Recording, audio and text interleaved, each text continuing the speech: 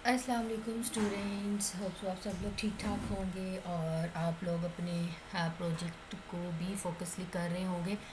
जी students, professional practices के अंदर मैंने मतलब कल वाला जो लेक्चर था, लास्ट लेक्चर हमारा, उसमें हम फ़िलासफ़ी ऑफ एथिक्स से रेलिवेंट ही जो है हम डिस्कशन कर रहे हैं।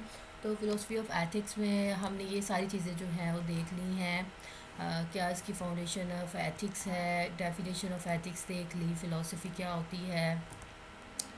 एंड देन मैंने आपको बताया कि सिंपल जो फ़िलासफ़ी है वो मेटाफिज़िक्स, एपिस्टेमोलॉजी, एक्सियोलॉजी, इसकी टर्म्स का कम्बिनेशन है।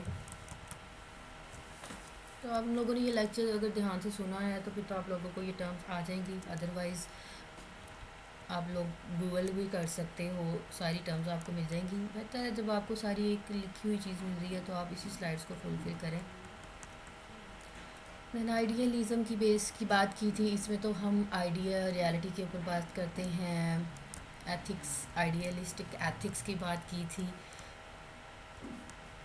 दैन नेचुरलिज़म, नेचुरल मतलब कि हम आइडियल की बेस नहीं करते, इसमें हम नेचुरल थिंग्स के ऊपर बिलीव करना पसंद करते हैं, जो चीज़ों में नेचुरल मिल रही हो। नेचुरल बिहेवियर ऑटोमेटिकली कि हमें लग रहा है कि ये नेचुरली एग्जिस्ट कर रही है। देन इसकी एथिक्स की बात की थी। देखिए जहाँ पे अगर गुड एथिक्स होते हैं तो वहाँ पे बैड एथिक्स भी फुलफिल किए जाते हैं। बात तो वही है कि अगर हम उसकी खिलाफ वर्जी नहीं करेंगे तो देन वो गुडनेस की तरफ जाएगा, अदरवाइज़ वो बैडनेस एवल की तरफ मूव हो जाएगा। ठीक है, वो ब्रेकेज ऑफ लॉ होता है इसका। फिर हाँ जी जी, कल प्रैग्मेटिज़म की बात की थी। प्रैग्मेटिज़म में तो हम ना ही आइडियल जैसी है ये, ना ही नेचुरल जैसी है ये। Actually believes on thinking when evaluates based on the practical terms. जब हम एंड पे प्रैक्टिकल परफॉर्म करते हैं देन ये जो है आपकी जो वैल्यूएशन होती है, आपके सामने जो चीज़ आती है उस चीज़ के ऊपर जो है जो प्रैग्मेटिज़म है वो फोकसली काम करता है। मतलब इसमें हम इजीली पिन पॉइंट नहीं कर सकते। उसमें आइडियलिस्टिक है, नेचुरलिस्टिक है, उसमें तो हम जस्ट पॉइंट आउट कर लेते थे और हमें पता चल जाता था कि ये चीज़ है फोकस की। लेकिन इसमें हम प्रैक्टिकली वर्क परफॉर्म करते हैं।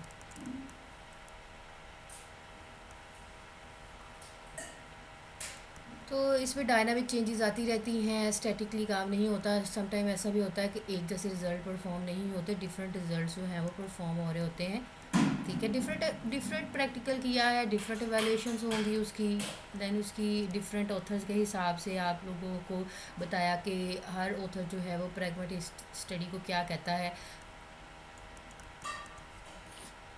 फिर हमने इसके एथिक्स देखे। हम ये भी नहीं कह सकते कि ये टोटली गुड ही है। सम टाइम हमारा प्रैक्टिकल भी गलत हो सकता है, सम टाइम हमारी एवेल्यूशन भी गलत हो सकती है। सो हर चीज़ दुनिया में हो सकती है, गुड भी हो सकती है और बैड भी हो सकती है। बस इतना है कि ये बेस्ड ऑन एक्शंस के ऊपर काम करती है। क्योंकि हम इसमें देखते हैं कि अगर कोई चीज़ अकर हुई है तो क्या वो गुड है, अगर वो गुड है तो कैसे है। ओके, अब हम अपना जो आज का लेक्चर है उसे स्टार्ट करते हैं। फ़िलासफ़ी एग्जिस्टेनलिज्म, एग्जिस्टेंस होता है ना, एग्जिस्टेंस, उससे ही है इलिज़म। एग्जिस्टेनलिस्ट जो होते हैं इनकी क्या रियलिटी है, reality must be defined by each and independent individual. Existence का तो मतलब होता है ना डिपेंडेंट होना, मुश्तमिल होना। तो अब यहाँ पे क्या चीज़ है, रियलिटी जो है वो हमारी क्या होनी चाहिए। पहले तो वो डिफ़ाइन होनी चाहिए जो भी आपने करना है। ये दुनिया में एग्जिस्ट कर रही है कहीं पे भी।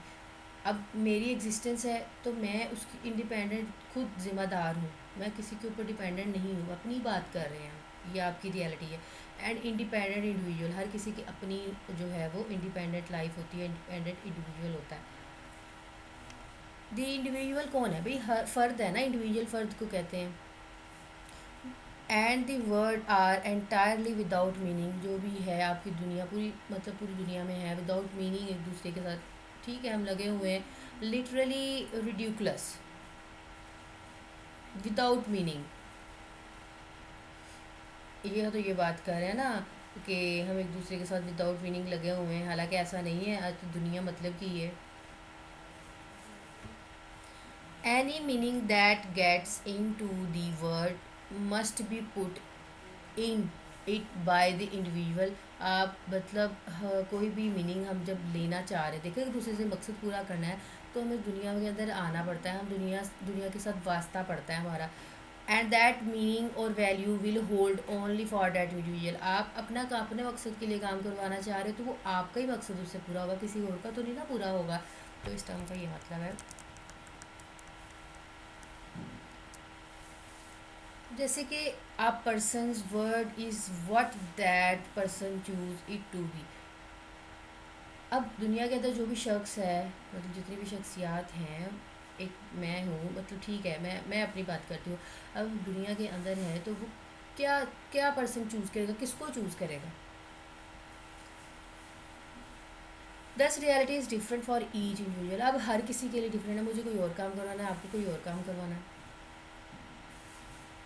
We each live in our own world and we are who we choose to be। सो हर कोई जो है वो अपनी दुनिया में रहना पसंद करता है, उसको अपने तरीके की ज़िंदगी पसंद है, तो वो अपने ही मेथड को चूज़ करेगा ना। उसकी जो एग्जिस्टेंस है उसने वो तो नहीं ना भूलनी। देखिए आप जिस घर में पैदा होते हैं, आपको पता है कि ये सारा मतलब जो भी सेटअप होता है, हम भी पैदा होते हैं उसी चीज़ को समझते हैं।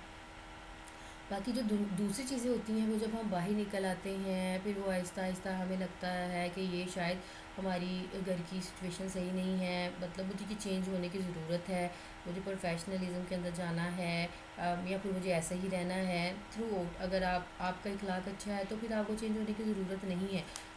ठीक है, बुरी चीज़ों को हमें पिक नहीं करना। हमें दुनिया में अगर आए हैं तो अगर आपको घर से अच्छी आपको परवरिश मिली है तो आप उसको भी फुलफ़िल करो।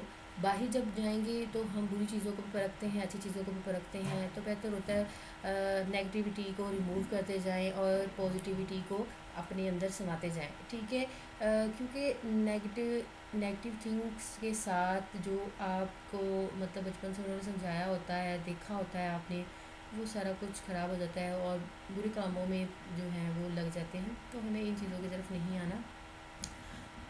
तो एक्चुअली ये सब्जेक्ट भी ऐसा ही है, इसमें डिस्कशंस थ्रू आउट ऐसे ही चलती रहती है। तो हमें जो जहाँ पे भी रह रहे हैं, हमें अच्छा स्टाइल लाइफ स्टाइल को चूज़ करना है। अब ये नहीं मैं बात करी कि पैसा स्टेटस ही सब कुछ होता है, पैसा सब कुछ नहीं होता, और पैसा सब कुछ भी होता है, लेकिन इन आल टर्म्स पैसा आपको खुशियाँ ख़रीद के नहीं देता। तो ये मत कहें कि उसके पास पैसा है और मेरे पास नहीं है तो मैं कैसे सरवाइव करूँगा। वो रिज़्क जो होता है वो अल्लाह की ज़ात देती है। The individual must create his her own value. तो हर एक बंदा जो है वो यहाँ पे अपनी वैल्यू खुद क्रिएट करवा रहा है, just as the word is defined by the choices. तो मतलब पूरी दुनिया है, मतलब जो उसके पास चॉइस होगी उसके अकॉर्डिंग वो चूज़ कर लेगा, जो उसको बेटर लक मिलेगी, जो उसके हक में बेहतर होगी। सम टाइम ऐसा भी होता है कि अल्लाह ताला खुद ही दे देते हैं, और सम टाइम ऐसा होता है कि उसको उसकी तलाश में जाना पड़ता है। रिगार्डिंग नॉलेज, आपके पास जो नॉलेज है, आप कंप्यूटर के हैं, आपके पास जो भी नॉलेज होगा, फिर उसके अकॉर्डिंग आप क्या करेंगे, अपना बेस्ट थिंग चूज़ कर लेंगे। दैट एन इंडिविजुअल मेक्स, जो भी एक इंडिविजुअल बनाता है या सोचता है या समझता है कि हाँ मेरे पास ये कैपेसिटी है। जैसे कि ग्रेजुएशन कंप्लीट हो जाती है तो हम क्या करते हैं, सीवीज़ बनाते हैं और अपनी मतलब स्किल्स को पॉलिश करने के लिए निकल आते हैं। अब जिन्होंने तो थ्रू आउट अंदर ही काम कर लिया, जैसे कि डेवलपमेंट का शौक़ है, किसी को डिज़ाइनिंग का शौक़ है, और इन्होंने अंदर ही काम करना स्टार्ट कर दिया, इनके पास एक्सपीरियंस भी है, उनको तो जॉब मिल जाती है। और कुछ स्टूडेंट्स ऐसे होते हैं जो सारा साल ऐसी क्लास में बैठे रहते हैं मुँह उठा के, और उनके पास कोई स्किल्स नहीं होती। वो उनकी लक भी बेस होती है कि वो उनकी जॉब लग जाती है, और कुछ बेचारे जो इंटेलिजेंट होते हैं वो भी उनकी लगती नहीं है। तो हर एक जो है वो अपने अकॉर्डिंग अपने लक के साथ ही पैदा होता है, तो लक भी चेंज हो जाता है अगर आपके पास एक्सपीरियंस हो, आपके पास बोलने की स्किल्स हो, आपके पास कॉन्फिडेंस हो। So the individual must express her his own preferences about things. So हर कोई बंदा जो है वो अपनी फीलिंग्स, अपनी प्रेफरेंसेस, अपनी सलाह, अपनी ही स्टेटस के बारे में जो है वो सोचना ही पसंद करता। कोई किसी के बारे में नहीं सोचता, ऐसे ही है ना। अब मेरी एग्जिस्टेंस है तो मैंने तो अपना ही सोचना है ना।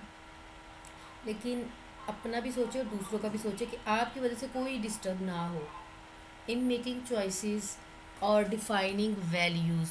अब आपके पास अब चॉइसेस हैं, चॉइसेस देखें और डिफ़ाइन कर लें अपनी वैल्यूज़ को, और उसमें से बेस्ट जो है चॉइस उसको चूज़ कर लो। The individual becomes responsible for those choices. तो यहाँ पे हम इकलौते जो हैं अपने लिए डिसीजन कर सकते हैं, और मैं खुद ही इस चीज़ की ज़िम्मेदार हूँ कि मुझे पता है कि मेरे लिए क्या चॉइस बेहतर है और क्या नहीं। हमें दूसरों की बातों में नहीं आना कि आप ये कर लो, आप वो कर लो। हाँ, अगर आपको कोई मोटिवेट करता है कि आप अगर ये करोगे तो इसमें बड़ा फ़ायदा है, ठीक है। अगर वो बगैर मकसद के लग रहा है, देखिए बंदे के चेहरे से पता चल जाता है कि वो आपको तंज़िया बात कर रहा है या आपके हक़ पे बात कर रहा है। अगर अब देखिए, आप अगर आपकी परसेप्शन इतनी स्ट्रॉन्ग होगी तभी तो आप एक प्रोफेशनल बनेंगे।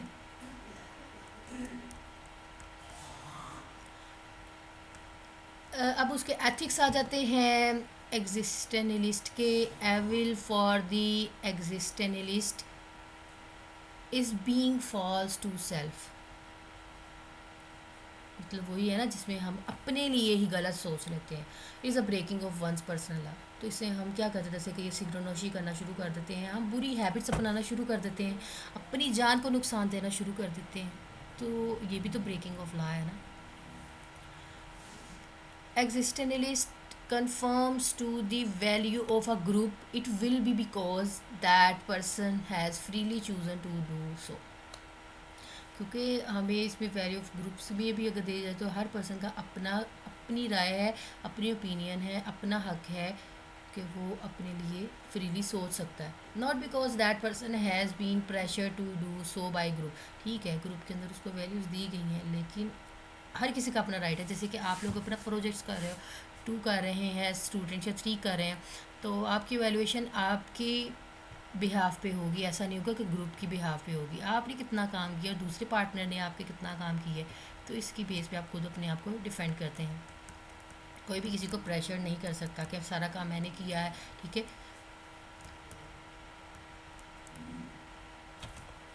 Individual choice and responsibility are thus primarily concerns for the existentialist। ठीक जी, एग्जिस्टेंट जो है, अब इंडिविजुअल की चॉइस और उसकी जो भी रिस्पॉन्सिबिलिटीज़ हैं, प्राइमरी कंसर्न्स, तो उसका किस लिए हो रहा है? अपनी एग्जिस्टेंस के लिए, अपनी रहने की जगह पर अपने ऊपर डिपेंडेंसी के लिए। वैसे तो वो एक इंडिविजुअल पर्सन है, लेकिन खुद के लिए तो वो एक डिपेंडेंट ही है ना। Existentialism is not necessarily a selfish type of philosophy. So ये एक सेल्फिश टाइप की फ़िलोसफी नहीं है, ये अपने आप का हक होता है हर एक इंडिविजुअल का। It is not primarily concern with one's own interest but rather than one's own conscious. मतलब अपने ज़मीर के साथ जो है, it is not primarily concern with one's own interest. तो एक्चुअली ये सिर्फ एक ही बंदे का इंटरेस्ट नहीं शो करता, हमें ये भी देखना है कि हमारे इर्द गिर्द जो लोग हैं वो तो नहीं डिस्टर्ब हो रहे हमारी वजह से, या कुछ ऐसा वैसा तो नहीं हो रहा। तो ये सारी चीज़ें फोकसली हमने पॉइंट आउट करनी है। An idealist, a naturalist, a pragmatist and an existentialist may be all agree upon the morality of a particular action। अब सारे ही बेस्ड हो ना एक्शन के ऊपर ही कर रहे हैं ना। तो कोई आइडिया के बेस पे कर रहा है, कोई नेचुरल थिंग की एग्जिस्टेंस एक्शन के ऊपर बेस कर रहा है, कोई प्रैक्टिकल एवेल्यूएशन एक्शन की बेस पे कर रहा है, और कोई एग्जिस्टेंस एक इंडिविजुअल की इंडिपेंडेंटली के ऊपर एक्शन के ऊपर परफॉर्म कर रहा है। But for different reasons the ideal is because it conforms to one to say some ideal। ठीक है, हम आइडियल चीज़ देख रहे हैं इसमें बस। नेचुरलिस्ट में क्या है? Because it is natural, simple term है ना। और प्रेगमेटिस्ट में क्या होती है? It is because social useful. आप इसको सोशली यूज़ करें, अपने पर्पज़ के लिए तो नहीं ना यूज़ करें। And an existentialist because he or she decided, she has decided through whatever personal process कि मेरा अपना क्या तरीकाकार है, मैं इस दुनिया में क्या करने आया हूँ, मुझे क्या करना है, मुझे अपना personal process, that is good.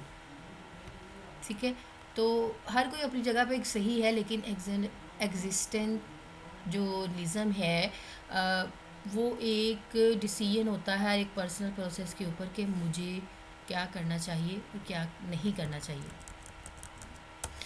देखिए, जिसके पास शऊर है उसने तो सोच लेना है, जिसके पास शऊर नहीं है वो क्या करेगा, वो तो गलत स्टेप ही लेगा ना। तो सम टाइम ये अच्छी भी है, सम टाइम बुरी भी है। तो अल्लाह ताला ने हर एक इंसान को शऊर दिया है, अकल दी है।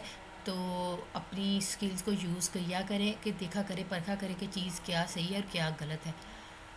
लॉजिकल एनालिसिस, अब आपकी फ़िलोसफी आती है logical analysis, also known as philosophical analysis and linguistic analysis. देखिए जी, मल्टी एनालिसिस लिंग्विस्टिक होती है, मल्टी लैंग्वेज, ठीक है, multi language. It is not a philosophical system, ये एक्चुअली एक फिलोसफिकल सिस्टम नहीं है। It has no interdependent parts like an anti system। तो यहाँ पे ये इंटरडिपेंडेंट नहीं होता, ठीक है जी। डिपेंडेंट होता है ना, फुली डिपेंडेंट। इंटरडिपेंडेंट दरमियान वाली चीज़ के साथ dependent, part anti anti system है, ठीक है, anti system. Because it holds that the only valid consideration. So ये सिर्फ और सिर्फ एक वैलिड चीज़ को परखता है, उसको ही कंसीडर करता है। आपकी जैसी फ़िलोसफी होती है एपिस्टेमोलॉजी, वैसे ही a person what he she see, क्या वो देखता है, क्या वो थिंक करता है, क्या डिसाइड करता है, क्या गिव करता है, क्या वैल्यू देता है about any thing which is real, ideal और यूज़फुल और ई मतलब इन चीज़ों को देखता है, सोचता है, फिर देखता है कि हाँ ये लॉजिकल है ना, आपकी लॉजिकल चीज़ है, इसमें रियल क्या है, आइडियल क्या है, यूज़फुल क्या है। नॉलेज में भी डिटरमाइंड सच एज़ वेरीफाइड।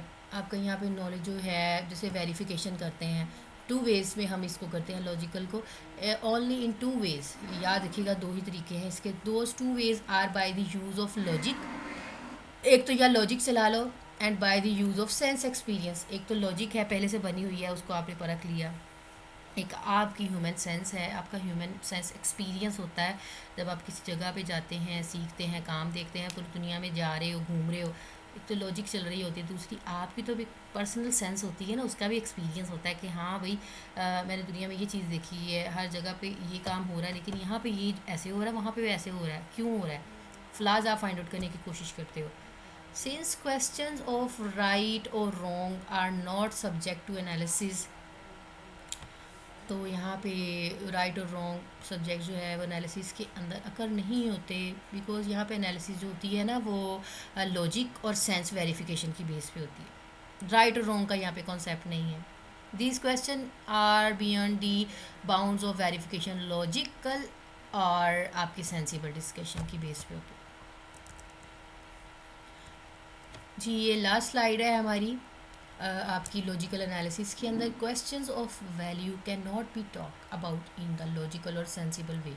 आपके जो क्वेश्चन है वो टोटली नहीं बता रहे होते कि ये पूरी लॉजिकल है या सेंसिबल वे के अंदर हम कर रहे हैं, बस वो क्वेश्चन तो क्वेश्चन होते हैं ना। Axiology is important, yes, goodness, way, style. Axiology is important क्योंकि आपकी मॉरल वैल्यूज़ आती हैं ना इसके अंदर, but it can not be discuss. Axiology important ज़रूर है, लेकिन हम इसको डिस्कस नहीं कर सकते। When people speak of something as good, जब पीपल जो है वो बोलते हैं कि हाँ जी ये सही है, तो they are really just expressing their feelings about it. हम कहते हैं इट्स गुड, जब हम बोलते हैं तो हमारी फीलिंग से पता चल रहा होता है, यस इट्स गुड। तो जब इंग्लिश के वर्ड भी होते हैं ना, इट्स बैड, तो देखिए ना, मेरे बोलने से साथ ही मेरी फीलिंग्स भी चेंज हुई। तो इंग्लिश की वर्ड, हम कुछ लोग होते स्मूथ, गुड बैड, क्या पता चल रहा है, कोई पता नहीं चल रहा। Analyst call these sorts of statements emotive statements. तो यहाँ पे जो भी एनालिसिस होता है, एनालिस्ट होता है, वो इमोटिव स्टेटमेंट के ऊपर चलता है। हमारी लॉजिकल एनालिसिस, हमारी फीलिंग्स, हमारी सेंस। हम कहते हैं आई एम वरीड, पता चल रहा है कि वरी है, ठीक है। अब मैं लिखूँ आई एम वरीड, क्या पता चल रहा है, बस इंग्लिश बोली है आपने और कुछ भी नहीं है। तो ये आपके बोलने के, आपके इमोशन स्टेटमेंट के ऊपर डिपेंड करता है, आपकी लॉजिकल, आपकी सेंस के ऊपर डिपेंड करता है। जी स्टूडेंट्स, हमने फ़िलोसफी ऑफ एथिक्स जो है वो कंप्लीट ये वाली स्लाइड्स करनी है। आई डोंट नो कि अभी और भी स्लाइड्स हैं या नहीं, वो तो हम कल वाले लेक्चर में देख लेंगे। तो हमने जितनी भी फ़िलासफ़ी की टर्म्स देखी हैं, हर किसी में कंपैरिज़न करें और हर किसी में डिफ़रेंस लिखें। बेहतर होता है कि आप लोग इसको साथ-साथ ही रीड आउट करें और अपने मतलब जब आप सुन लेते हो ना लेक्चर, आफ्टर दैट अपना नेम, रोल नंबर मेंशन किया करो और जीसीआर के ऊपर भी फ़ोकसली प्लीज़ काइंडली आप लोगों से रिक्वेस्ट है अटेंडेंस मार्क किया करें। क्योंकि आप लोग अगर इस तरह भी अटेंडेंस नहीं मार्क कर सकते तो आप लोगों ने मार्क कैसे करनी है? क्लासेस में आते नहीं होते थे और यहाँ पे आप लोगों को घर में फैसिलिटी मिल रही है, आप तब भी अटेंडेंस नहीं मार्क करते। मुझे तो समझ नहीं आती आप लोगों की। तो कम से कम अपने हाथों को थोड़ा सा फोर्स लगाएं और जहमत कर लें अटेंडेंस मार्क करने की।